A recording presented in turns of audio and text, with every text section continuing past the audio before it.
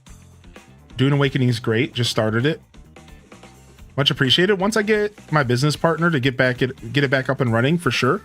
I source the product, clean, test, process, and then they have. Oh, okay. I get it. I get it. Okay, cool. Well, dude, Major Beef, don't forget this conversation. And once you get the website up and running, send me a message, man.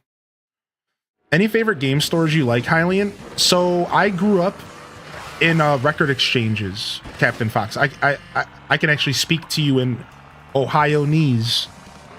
I grew up in and out of record exchanges my whole life, and I love them. I will always be a big fan of Record Exchange here in Ohio. Otherwise, there is one out in Old Brooklyn that I don't remember the name of, but that last time I checked, it was a pretty phenomenal store.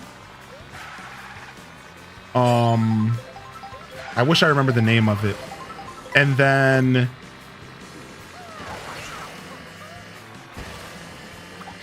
otherwise, there's a place called James Games that I used to go to a lot. And I think it's still around. Have you been to the VGC? I don't think I have. No. I'm going to have to check that out.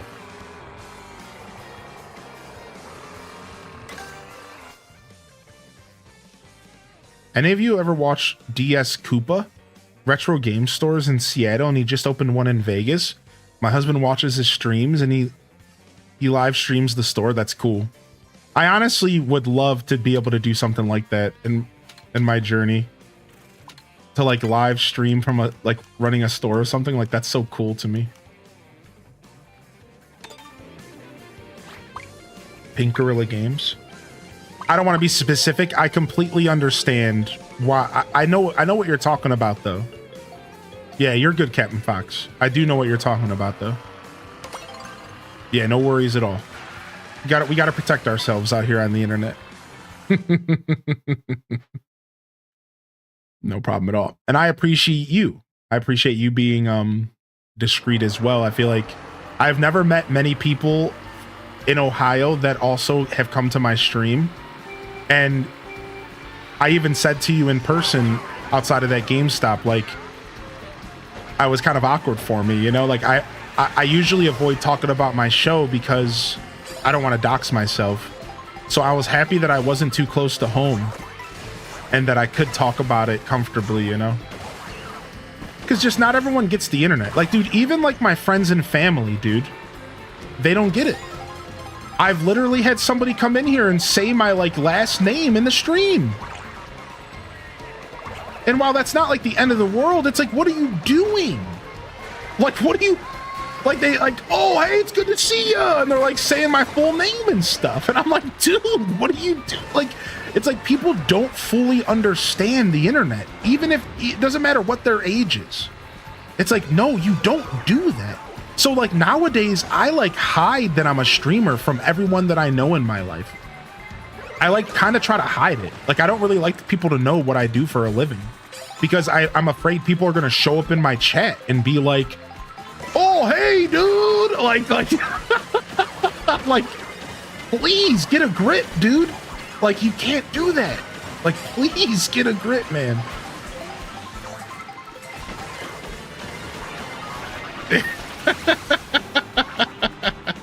Like, oh, aren't you living here nowadays? Like, no. So, like, I recently moved. And I haven't told a single soul that I've moved.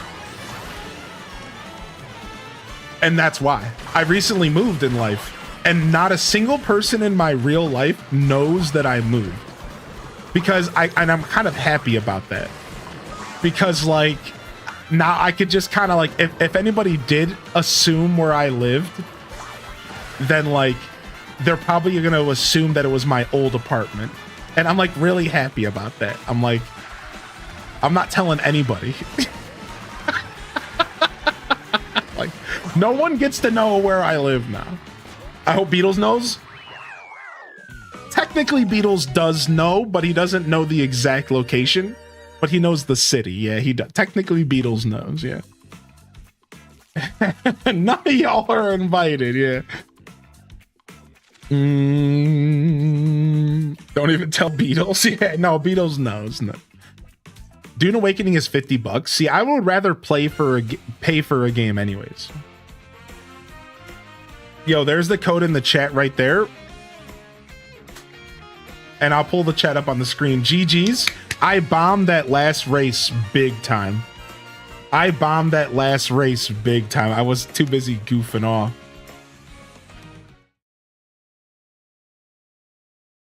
It seems to be just about streamer comfortability.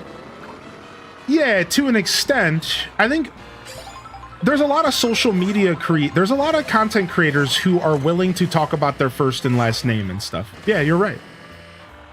Yes, there's a lot of, in fact, I've met plenty of content creators that their social media accounts have their first and last name as their social media account. Like that guy, Zach Bussy, for example. Terrible last name. Like he just lets people know, I am Zach Bussy. This is who I am. So it's not necessarily a problem. Believe me. I know like the level of like how scared you should be versus the information you're giving out. I just err on the side of caution, and I always will. Yeah. I err on the side of caution.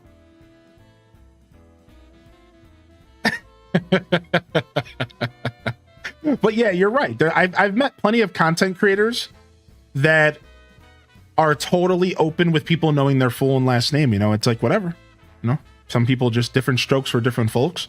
I've just saw too many scary situations where people get swatted. I think that's the biggest thing I'm scared of, is swatting.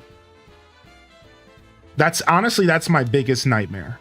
Because that would be the worst case scenario. I would really hate if something like that happened to me.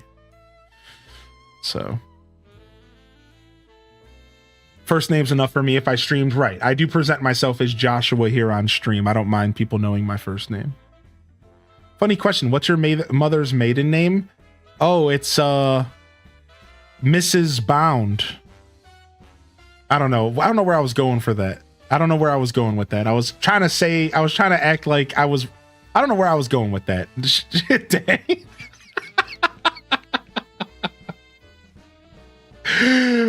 I'm going to be going to the post office maybe tomorrow or the day after. I told y'all I was going to get a ride to the post office this week. We'll get it figured out this week.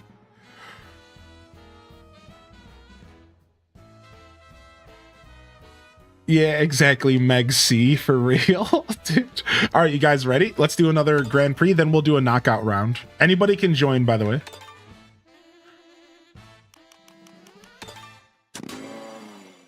There's some crazies.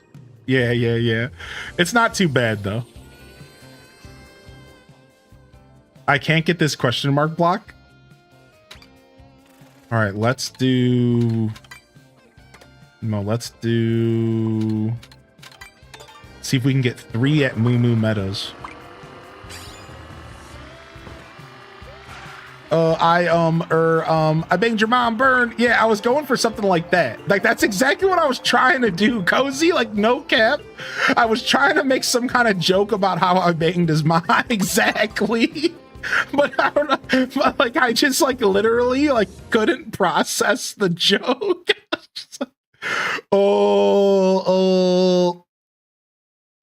Instead, I basically said that we were brothers. In a weird way, I was like, oh, we're brothers, I guess. My brother from a different mother.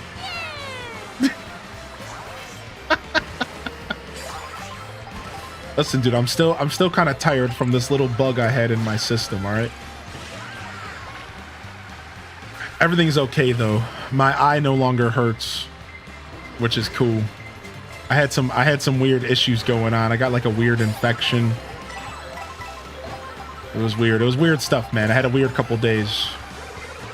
I didn't get antibiotics, but I did get some cream to help. And I think it was just a waste of my money because it just naturally healed itself anyways. I swear I blew like $200 at urgent care for literally nothing because like the next day it was like kind of okay, and then now it's fine. Now, maybe the cream they gave me helped, but I'm convinced I just wasted $200. So I'm pretty sad about it. Pretty upset overall about my decision. Yeah, the peace of mind was worth it, but then I kind of got freaked out a little bit because... So what's a PA in the medical field, chat? So I didn't even get to see a real doctor. He was a PA. And what is that?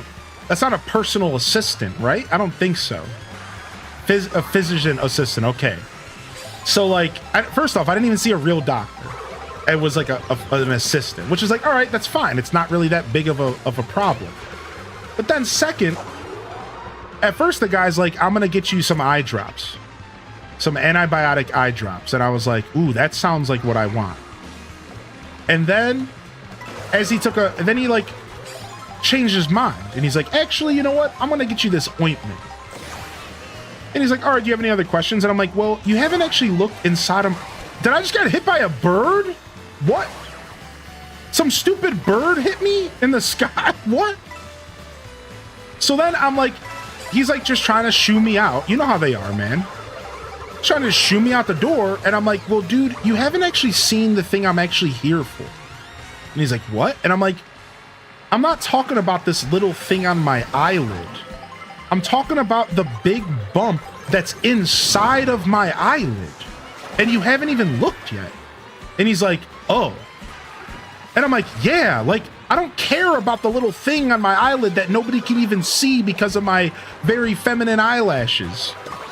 I'm like, what about this bump inside of my eye that hurts, dude? I'm in pain. And he's like, oh. So then he puts gloves on again, looks at my eye, and goes, wow, you might want to go see an eye doctor about that. And I'm like, so you're about to just send me out of here? And now, like, what? And I'm like, I was pissed. I'm like, what? And he's like, yeah, actually, if that doesn't heal in like 2 days, you need to go see a doctor. And I'm like, the fuck, man? Like, I just spent $200 on this, dude, and you're about to shoo me out. You didn't even look at my problem. So then he gave me some cream to put on the outside of my eye. And I'm sitting there thinking, like, how's this cream going to affect the inside of my eye? But I just kind of went with it. And it all worked out anyways. In the end, it just all worked out anyways. Everything, it just naturally drained. Everything's fine. But like in the moment, I was freaking out. You know what I mean? I'm like,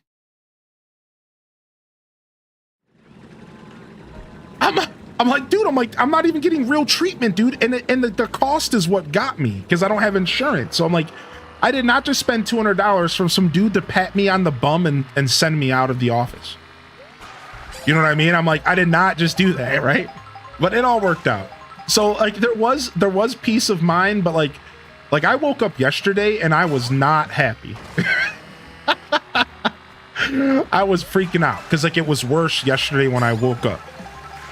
But then it got better throughout the day. So I paid $200 more for bum pats. $200 for them to confirm, yep, this could be serious. Yeah, dude. I'm glad you're okay. Yeah. But dude, I was just a rough situation.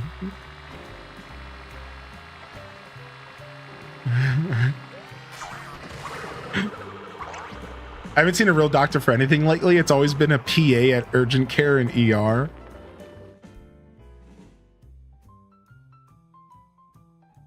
You could have bought a GameCube for $200. I could have bought Fire Emblem for GameCube for $200.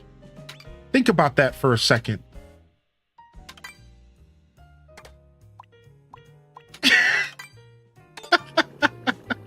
Yo, we'll see you, Calico.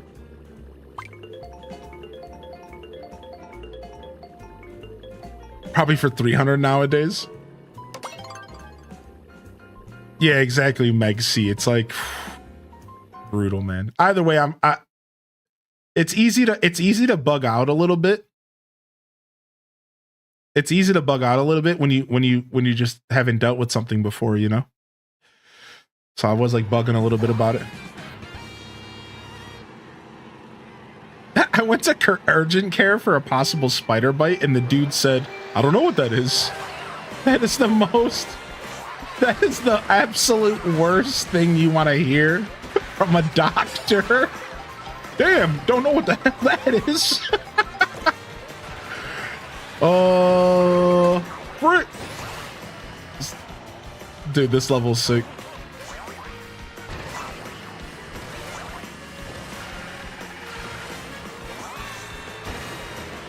I would have convinced myself I'd be blind by the morning. Yeah, I'm usually pretty good about medical stuff, but I just specifically, this time around, I was just not comfortable with everything that was going on. I guess in the end, it was just a sty, for the record. I just had never gotten one before. That's all it was. So I know for some people, that's just like another day in the life. And that's why, like, everyone around me was just downplaying it. Like, including the doctors. And I was just like, dude, this might be, like, normal for some people. But, like, this is my freaking eyeball, dude. I'm not happy right now. I don't know what's going on. I've never felt this before. My vision's weird. My eye hurts. Like, I was just like... But oh, yeah, dude, that's nothing. I'm like, nothing? This sucks.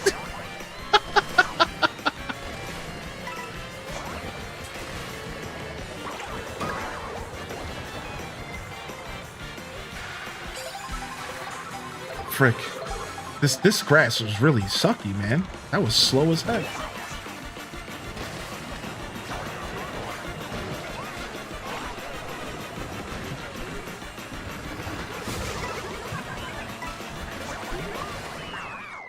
Dude, that's a... Somehow that race has 6 laps. But it just feels like one big lap. Isn't that confusing? That race technically has 6 laps, it says.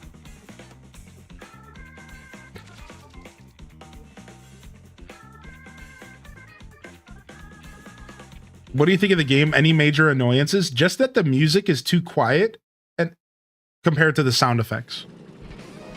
Yeah, major beef. Dude, I just saw your message. That's it. That's honestly my major beef with this game. That's it, and that's literally it. That is my only major annoyance, is that I want to hear the music better, and there's no volume control. Yo, what's up, Alto Girl? I guess each straightaway is considered a lap. Yeah, that's a strange one. Dude, I feel like I'm playing Wind Waker out here, baby. Is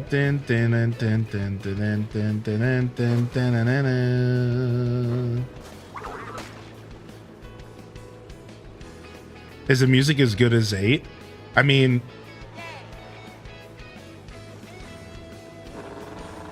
Yeah, I'll say it's as good as 8, and then in some ways it could even be better, maybe? But let's just say it's as good as 8, for sure. It's definitely on par with 8's music. And then from there, I'd have to like actually sit down and listen to the soundtracks to really compare them, you know what I mean? But yeah, sure, I think you could say it's as good as 8.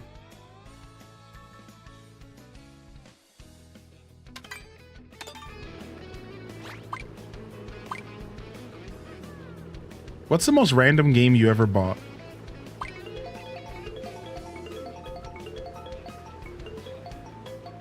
The Nintendo Switch 2 Welcome Tour?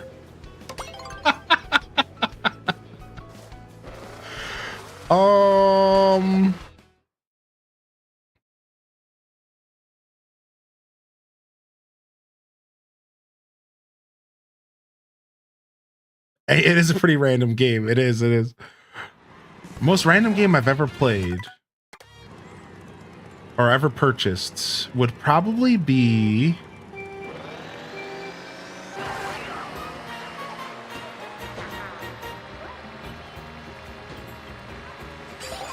something from my childhood when I was experimenting with Super Nintendo games.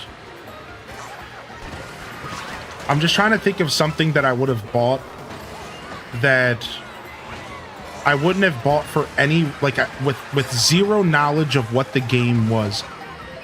Okay, it's called Shakan for Sega Genesis. Shakan for Sega Genesis. CHA. It starts with a C. And it's this crazy game with this guy with two swords that apparently fought death and bested death in combat.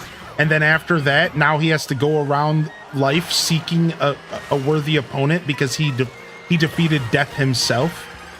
But as a kid, I bought this game with no knowledge of anything about the game. And like, it wasn't like, you know, there was no IP or anything I was following. You know what I mean? Like, it wasn't like there was a familiar face on the box. Like, I literally just picked it up randomly and took it home, and I hated it at first because it was way too hard, but no. But eventually I started actually really appreciating the game.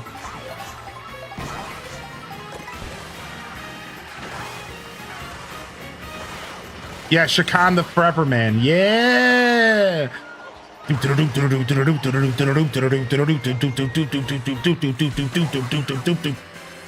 drums go hard on that game.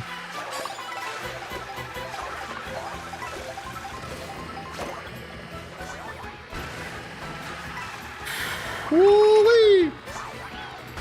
Take some bananas, sucker! Yeah! It's banana sniped.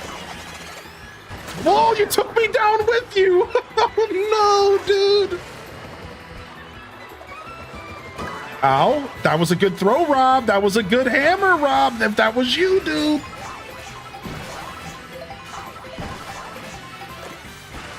Oh, could have used some green. Could have used some mushrooms there. Oh, I got green shells and a boo. I could have used mushrooms real bad. All right, I'll take a respectable third place. The blue shell strat.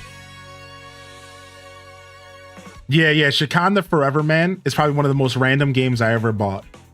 Here, I have a story for you, though. One time, I bought Kirby's Dream Course as a kid with my father's quarters. I would steal his change. And I picked it up thinking it was a regular Kirby game. And I took it home.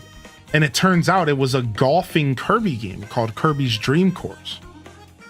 And I fell in love with this game. I fell in love with it, even though, like, at first I was really thrown off. I was trying to buy a regular Kirby game and I got this golfing game, but I fell in love with this game. All right, we have a minute. I might have enough time to test out this shortcut. So people are taking this shortcut here. And then if they mushroom off of this, I think they can take that chain that way. And then I think this shortcut down here, you don't even need a mushroom for. Coming up here, I think you don't even need a mushroom for this one that people were using in the time trial. I think it's right here. I think it's this one. Yeah, you don't even like need a mushroom for it. I think you go like this. Yeah, it's this right here. You don't even need a mushroom. You like jump off. Maybe you do need a mushroom.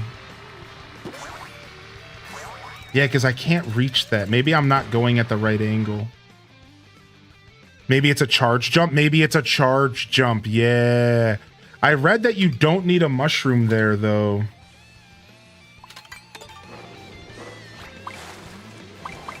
A very meh racing game I found at a garage sale called Automobili Lamborghini. What?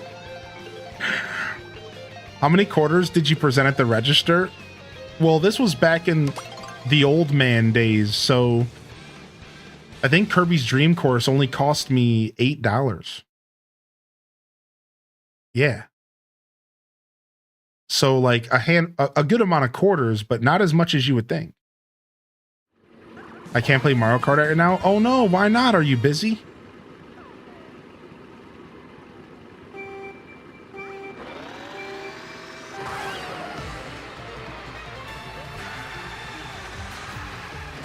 Yeah, that's my biggest beef with this game is the fact that I can't hear the music.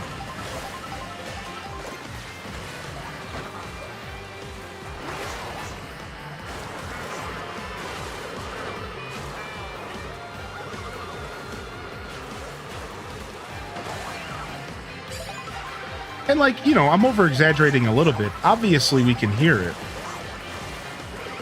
I just would like to hear it more.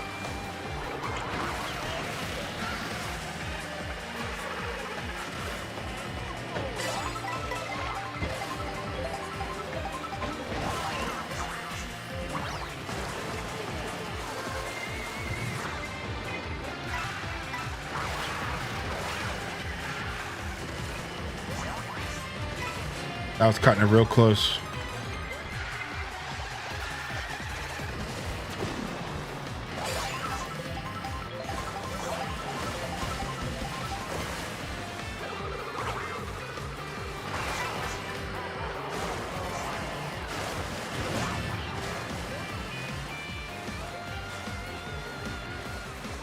One day I'll go back for that shortcut again. I've been burned too many times going for that stupid shortcut, that rail. That one day I'll attempt again. No, whoa! I almost fell into that hole. Nice. I've never taken this one before. Sick. Actually, seems like it could be kind of worth it. Too much airtime though is really what kills some of these shortcuts. You have to avoid airtime. That's really the goal. If you can avoid airtime. Because like I'm always having fun taking shortcuts and stuff, but you're floating in the sky for so long that like anybody who's not doing that, case in point here, you'll just get passed up. You'll just get passed up because they got wheels to the ground, man. It's all about wheels to the ground. So like I like having fun and going for these goofy shortcuts, but a lot of times they're just not worth it when you're playing against people who are like just racing the best that they can.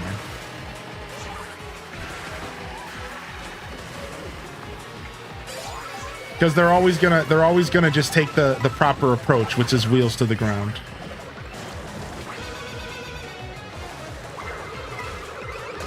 Oh, as soon as I use my green shell. Oh.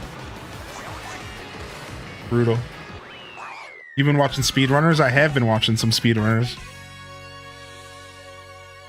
Most random game I ever fell in love with was Little Nemo the Dream Master and Snowboard Kids. Dude, Snowboard Kids is so slept on. Snowboard Kids is so slept on. You got through the mud? Yeah, there was definitely some mud there. What's up, Seth Troyd? Nice GG's. I'm out of here.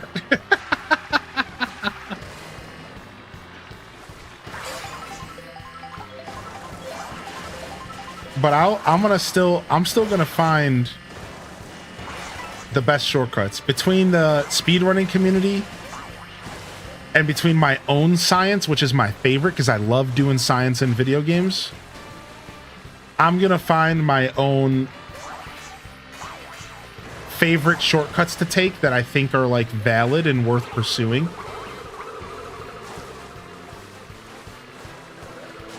Like I'm gonna find them for sure.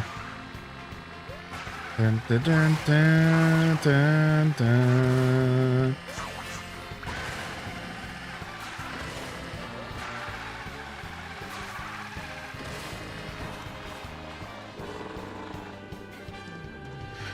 Desperados for PC. Desperados. Santa Claus is coming to town.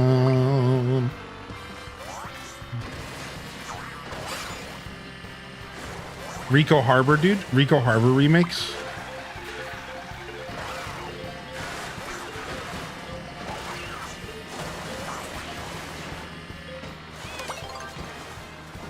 Sometimes you just like, sometimes this game's physics and stuff still surprises me. And like, You'll be doing some crazy stuff, jumping off of walls.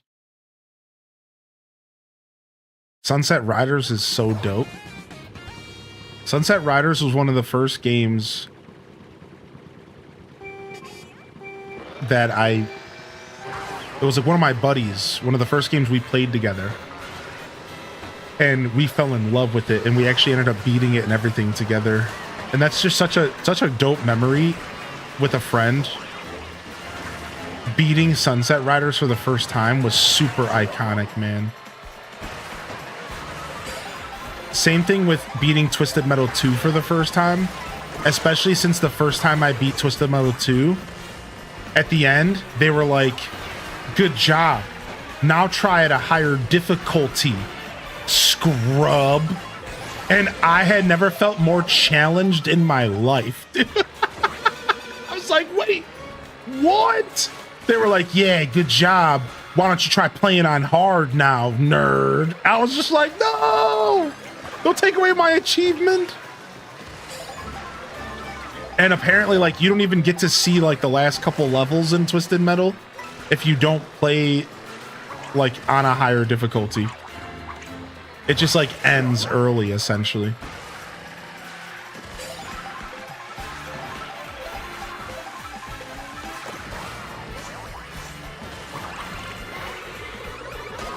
Oh! Oh!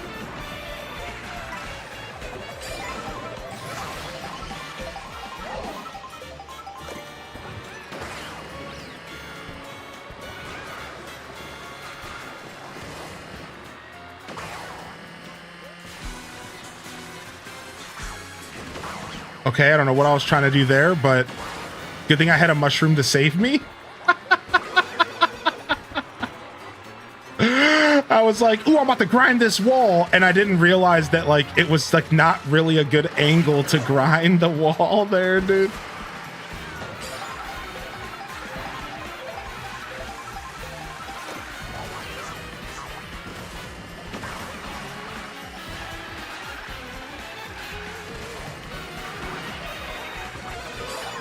I'll take that double item block at least. Oh, but I got a banana and a coin, dude. Oh, gross, man. Doesn't even matter. If I would have got like some kind of mushroom out of that I could have had a fighting chance. But to get a banana and a coin there, oh. Cool track. Honestly, this track is pretty cool. This is one of the cooler tracks in the game that are like nice and out there and not too realistic. You go into the film. Yeah, I agree. I think this is one of the cooler tracks in the game for sure.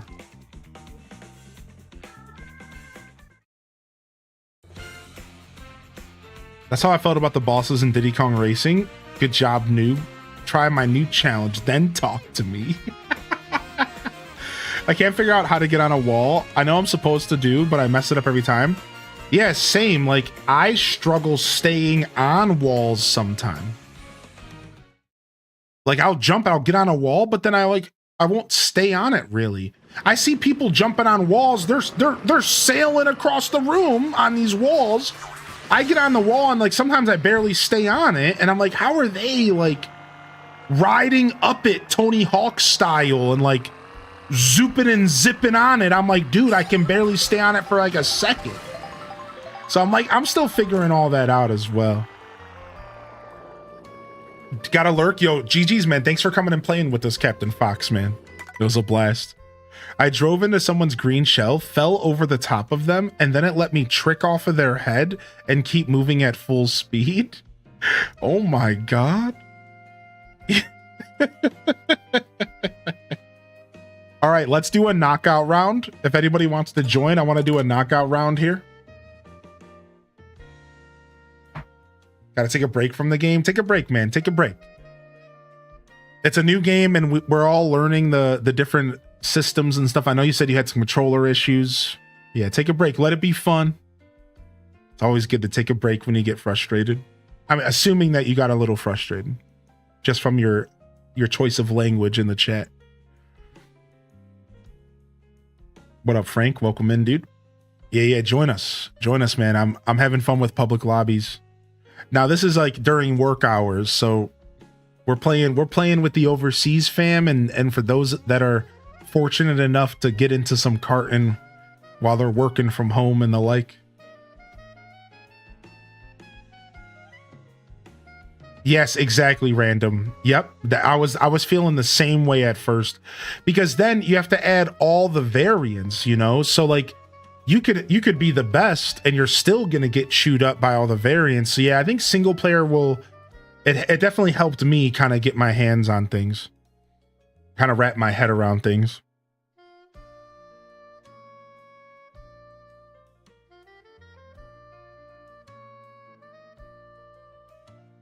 Getting headaches from playing so much. Time for a break, dude. That's probably smart.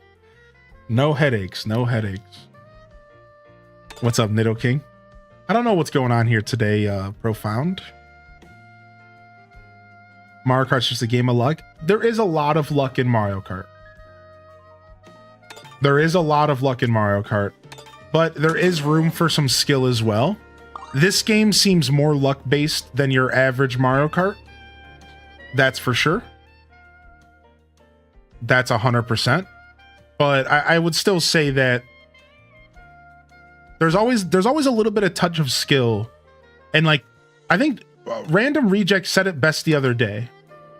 The skill really comes in with like understanding when to hold your items and how to take driving lanes. So driving lanes is a concept on racetracks. Understanding the proper like path to take to get around the track the fastest. Yeah, racing lines and item management. So there is some skill that will separate some players from others, but there's a lot of RNG as well. Right. What are your thoughts about it? Any complaints? Yo, I'm loving this game so far. So the only complaint I have, my biggest complaint is about the music's a little too quiet. And I would like to hear less of the motors of the cars and hear more of the music, Frank.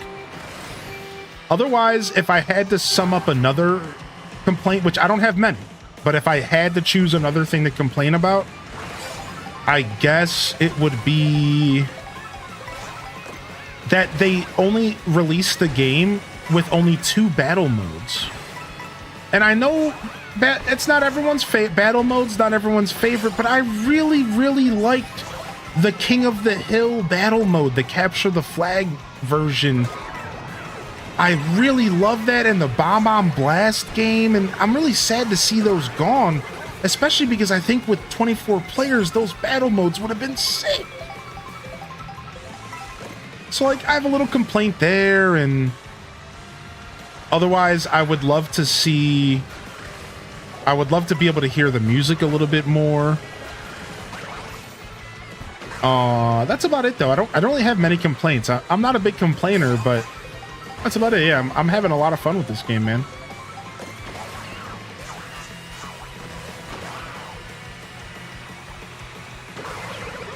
Oh, right after the red show. Yeah, I'm trying to think. I might have like another complaint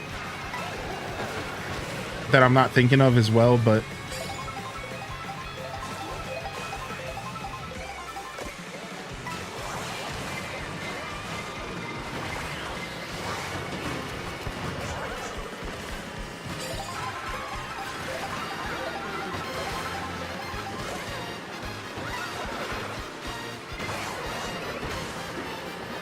nice. I like how you enter this track.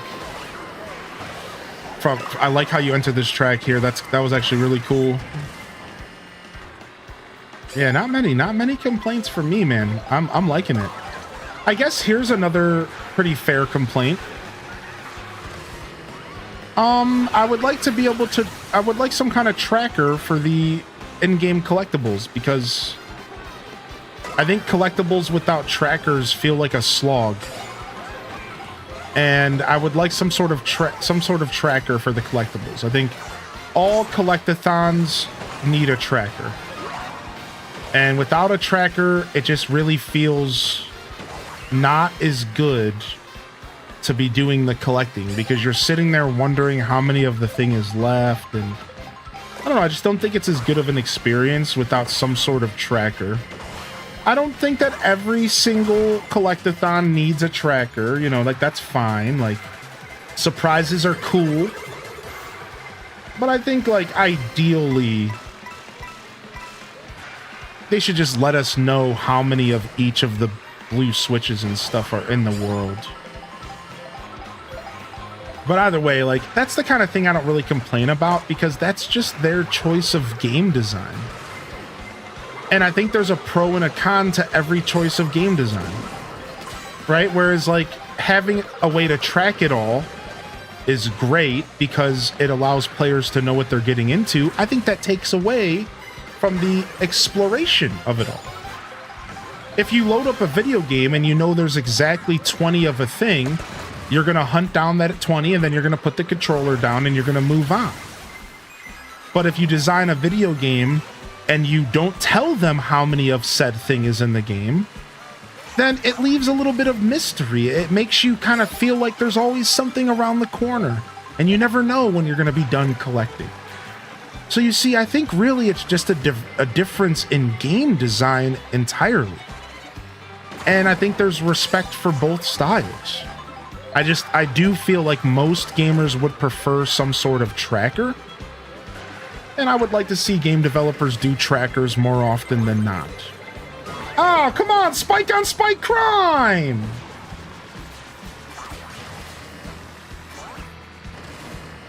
Yeah, I would like to see more trackers. I think it does feel kind of tedious not knowing how much of something you're collecting.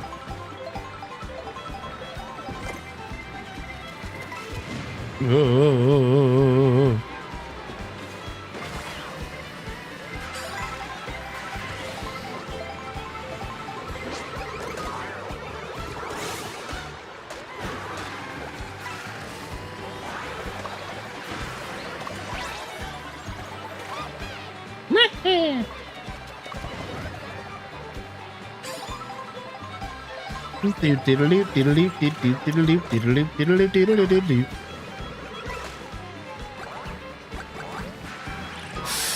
That's not good.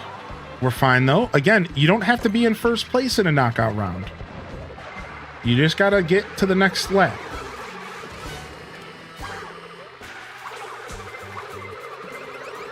As soon as I use my green shells, I get punished, dude. It's like, dang it. I should know better.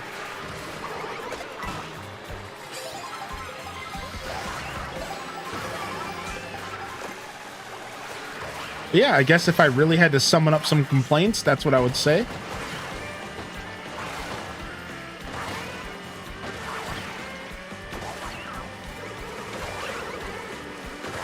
Kind of a waste of mushrooms, but feels good to be kind of back at the top of the pack here, so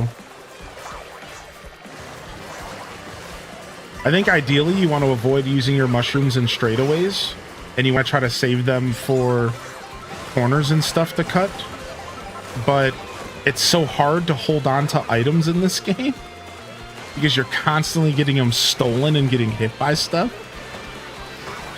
that it's like sometimes I'll just pump through my mushrooms just to get them, just to get ahead, just to get away from the pack. Like, oh, speaking of, this is a pretty bad situation to be in. Everyone's really bundled up here. Everyone's really bundled up here. Oh my gosh, wait a second. Oh, I didn't realize we were so close to the end. Dang it, dude. I didn't realize, dude. I thought I had like maybe another 10 seconds of track. You're right about the battle modes. I played them sometime when I was tired of playing normal races. And about the music, you're right, but the music is there, and you can hear them because there is so much happening. Right, there's just so much happening, it's hard to hear the music, yeah.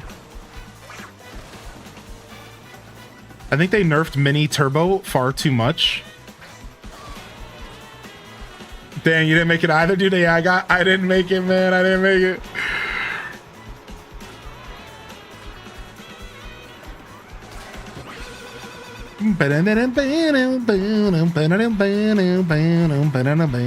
Yeah, same here, Pixie Emily.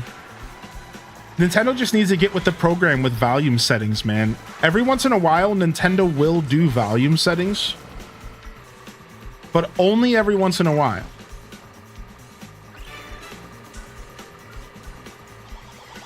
You got the new Rune Factory? Dude, I can't wait to play more Rune Factory. I almost loaded that up today.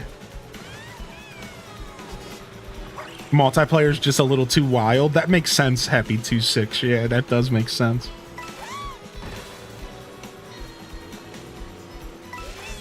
Yeah, I personally am a really big fan. One of the things that I think I'm more of a fan of than your average Mario Karter is I love the in-between course races.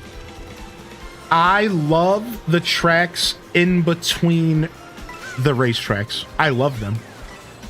They're all unique and different in my opinion. The visuals are always on point and you're always looking at something gorgeous. And you can find all these little teeny shortcuts and paths to cut through with mushrooms. And I personally I'm obsessed with the levels that are in between the actual maps. But I know online a lot of people are like talking down on them. They're too simple. They're just straight paths. They're boring. And I disagree all across the board on every comment. I think they add a different element to the game, and I think they're really interesting.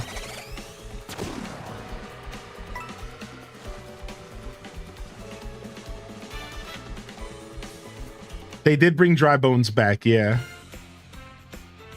Yo, congratulations. Charlie takes it. He couldn't be taken down. I got passed up by Hammer Bro, Toad, King Boo, and Mario. But what is my life? GG's. All right. Absolute GG's. Absolute GG's. Ooh.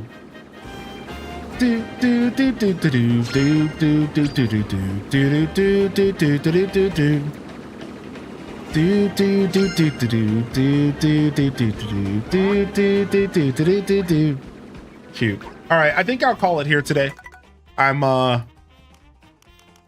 excited to go dive into a couple other things here in my personal journey today.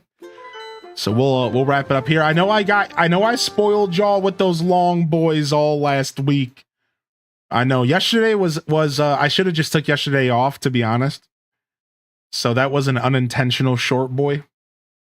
But today this is a pretty average broadcast out. So I'll be back.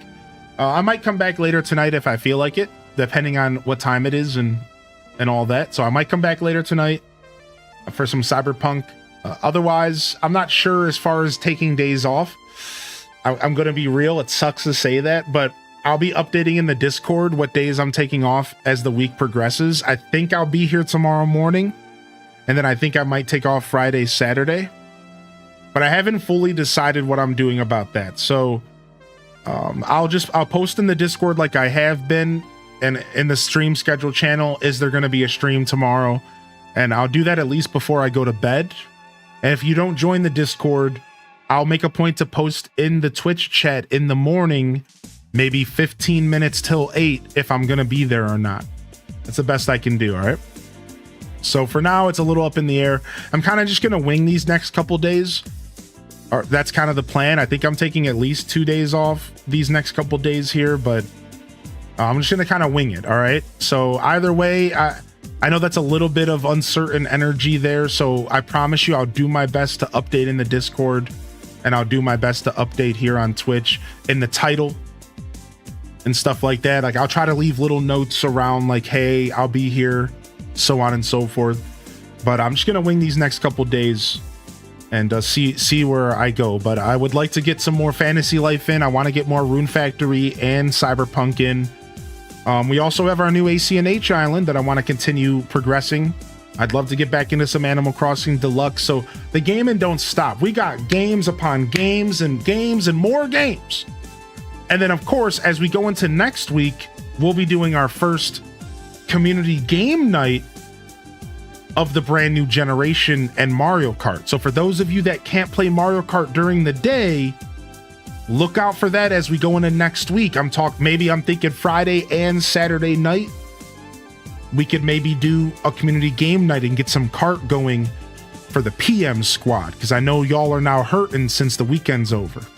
I see you, and we'll do our best to make sure we lock in, all right? So otherwise, yeah, I think that wraps up everything I have to say. No raid today. We're going to fade. So thank you. I consider joining the Discord if you're interested in vibing with us, and consider checking out my socials as well if you would like to support me further. And I'll do my best to start cleaning up the YouTube content here as we go into this next week and start getting those Fantasy Life episodes finished up and stuff as well. So I just wanted to comment on a couple things that I left hanging. But the new generation of Nintendo is here, and I appreciate y'all being here to help me celebrate it. And I'm proud to be celebrating alongside y'all. So excited to see if we get a Nintendo Direct announced this week or next week. And yeah, that's about a wrap here. At this point, probably next week. It is already Wednesday. Either way, this is Highly in Descent signing off from another wonderful Hyrule Gaming Group production. If I don't see y'all here, again, maybe later tonight or tomorrow morning, I'll see you when I see you regardless. Don't forget to game on. And of course, as always, peace. Wrap it up and on to the next episode. Peace.